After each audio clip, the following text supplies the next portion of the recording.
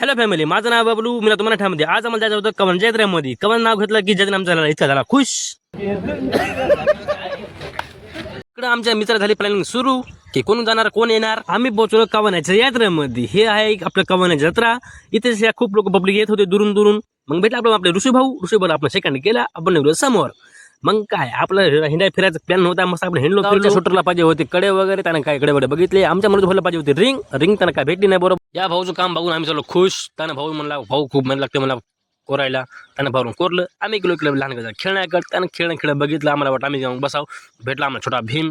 त्याला चक्रा इथं काहीतरी बाबू बघू लागले. तर आपण म्हणलो आपण जाऊन बघावं म्हणलो. मागं होती इंजन. अरे बाई म्हणलो इतकी मोठी गाडी आणि तिचं इंजन मागं. अशी कोणती ही रिंग पाहिजे होती सोन्याची रिंग त्यानं घेतली घालून. मस्त त्याला वाटली. मनोज भाऊ म्हणले अरे भाऊ मला पण सैन पाहिजे म्हणजे सोन्याची. त्याला मग घेऊ म्हणलो. आम्ही घेतला पेढा.